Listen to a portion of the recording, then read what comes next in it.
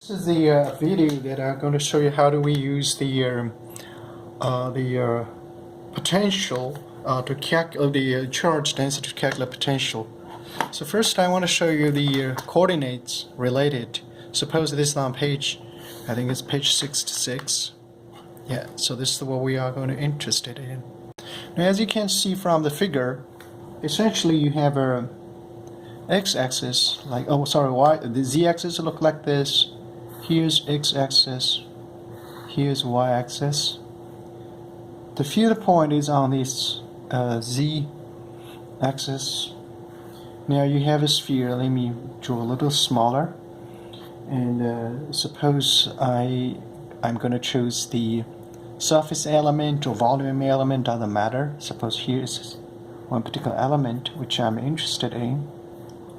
So like this. Now the goal for me today is very simple. So here's the goal. I want to show you what happens if you integral on this side, which means a negative y-axis versus positive y-axis. Okay. So and this is quite crucial. And so here's the goal was that to integrate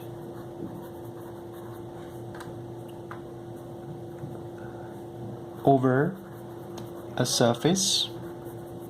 This can be volume element either, so it doesn't matter. Volume element. So integral over how to treat. I'm going to choose 2 points. One point is over here. Let's call it A. It's just a simple element. Another is the B, almost symmetric elements. Treat A and a B. So with respect to the directions, so this is my goal, and I want to show you how we systematically do the calculation like this. As you know that from all these equations which we have, suppose if we have electric field, we always have a field point that is called R. This is essentially constant, never changes. You actually do not need to use R. You can use capital letter R to represent it. There is no integral with respect to this E whatsoever. And of course, in this case, let me just keep R to be consistent with the textbook. 4 pi epsilon 0. And then inside of it is just the charge density itself times the volume or surface. Let me just choose just the volume density. So this would be d tau divided by the R minus R prime. And this guy has to be squared.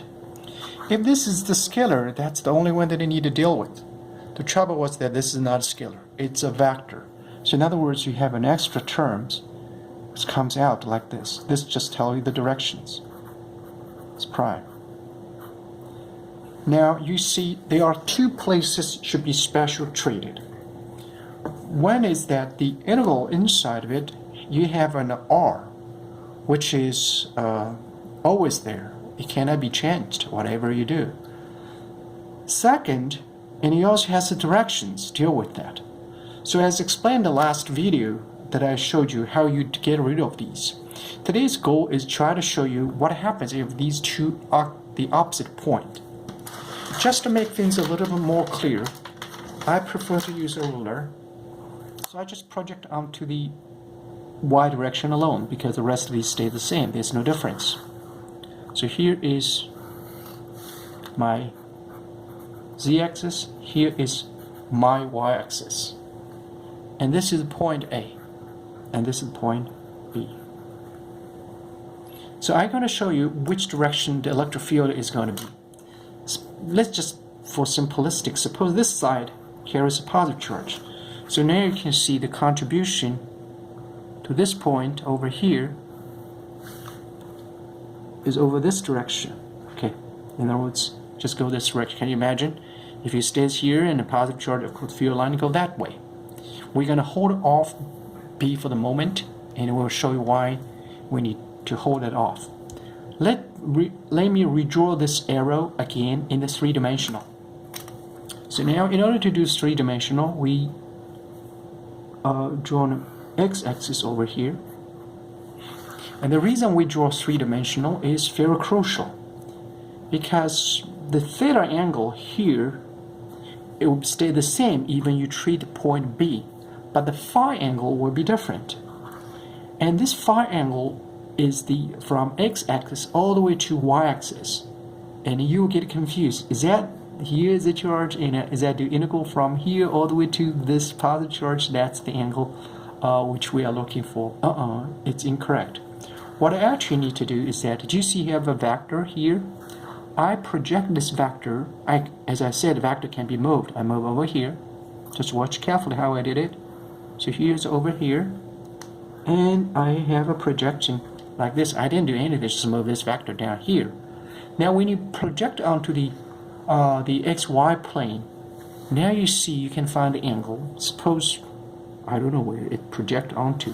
Let me erase this B for the moment, because it's probably overlap with my other lines. Suppose I project onto, let's say here, maybe a point like this. Okay, how about that? So if you project onto this point, then we link them together with the origin that you choose.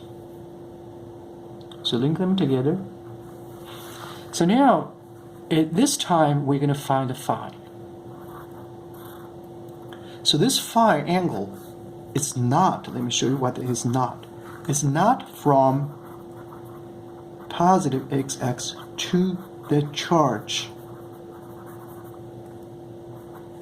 where it locates. In other words, we're not talking about from this point, from positive x-axis all the way to the y-axis. It's wrong. What actually we are looking for is we're looking for the vector, because remember, we are interested in the direction. Nothing to do with the charge for the moment, because we are looking for the electric field. So this is very crucial. So which direction we are talking about now? So this is my positive x-axis. Oh, my camera slide shifted. And then, so this is from my positive x-axis all the way counterclockwise. Hit on this dashed line. Did you see that? In other words, it must be hit on this dashed line. That is what you need to do. From here all the way to that. And this is the phi angle. So in other words, now you can see this phi angle must be larger than 180 degrees. So we're and then you can see sine phi will be smaller than 0 if phi larger than 180, of course smaller than one particular other angle, which is obviously. So in this case, you see the field. In this case, if you project onto the y-axis, and this will be the results. It also makes sense because if you forget about this x component, you see the projection onto the y-axis really onto the negative y direction. Okay, so in other words, if you choose a charge point, this field contribution is along the negative y direction. So far so good. So this is for the point A. For the point B, it's just opposite. Point B now, suppose here is a point B. Let's just recover this. Point B. Now I draw the same arrow like I did before. So this arrow that I draw over here, and I can shift this arrow again and project it down. You see, it's maybe hit on over like this. Now this new B angle should be from here to there. So this will be phi, will be smaller than 180 degrees. So that's why sine phi is going to be larger than 80 degrees. So this is give you positive y-axis. And this is the one that you need to keep in mind, because these two cases, the theta are exactly the same if assuming they are symmetric with respect to your z-axis. Sounds good? I hope you like it.